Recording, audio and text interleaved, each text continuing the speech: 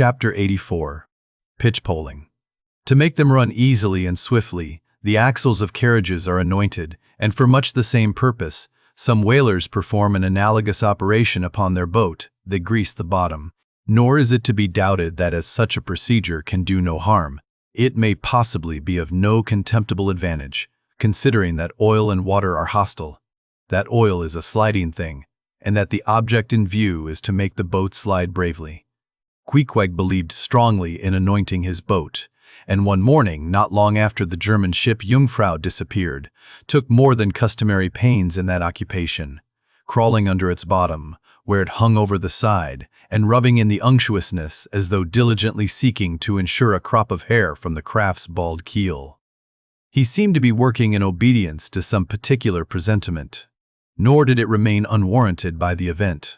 Towards noon whales were raised, but so soon as the ship sailed down to them, they turned and fled with swift precipitancy, a disordered flight, as of Cleopatra's barges from Actium.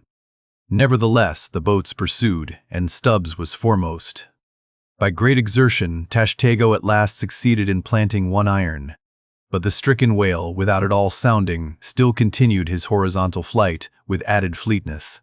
Such unintermitted strainings upon the planted iron must sooner or later inevitably extract it. It became imperative to lance the flying whale, or be content to lose him. But to haul the boat up to his flank was impossible. He swam so fast and furious. What then remained? Of all the wondrous devices and dexterities, the sleights of hand and countless subtleties to which the veteran whaleman is so often forced, none exceed that fine maneuver with the lance called pitchpoling. Small sword or broadsword in all its exercises boasts nothing like it. It is only indispensable with an inveterate running whale. Its grand fact and feature is the wonderful distance to which the long lance is accurately darted from a violently rocking, jerking boat under extreme headway. Steel and wood included, the entire spear is some 10 or 12 feet in length. The staff is much slighter than that of the harpoon, and also of a lighter material, pine. It is furnished with a small rope called a warp, of considerable length, by which it can be hauled back to the hand after darting. But before going further, it is important to mention here that though the harpoon may be pitchpoled in the same way with the lance, yet it is seldom done, and when done, is still less frequently successful, on account of the greater weight and inferior length of the harpoon as compared with the lance, which in effect becomes serious drawbacks. As a general thing, therefore, you must first get fast to a whale before any pitchpoling comes into play. Look now at Stubb, a man who, from his humorous, deliberate coolness and equanimity in the direst emergencies, was specially qualified to excel in pitchpoling. Look at him. He stands upright in the tossed bow of the flying boat, wrapped in fleecy foam. The towing whale is 40 feet ahead.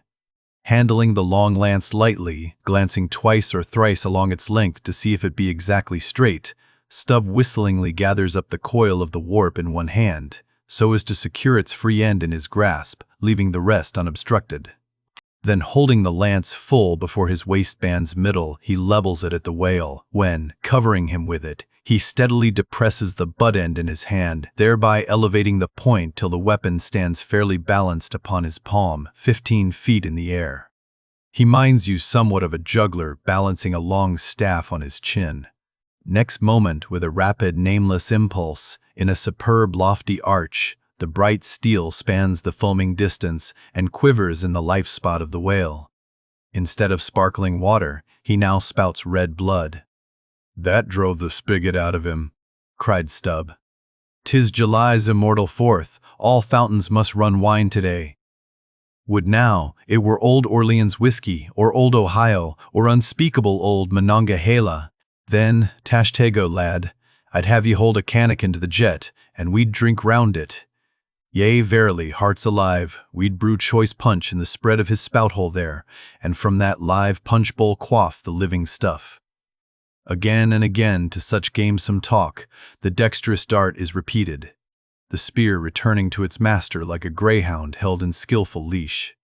The agonized whale goes into his flurry, the tow-line is slackened, and the pitchpoler, dropping astern, folds his hands and mutely watches the monster die.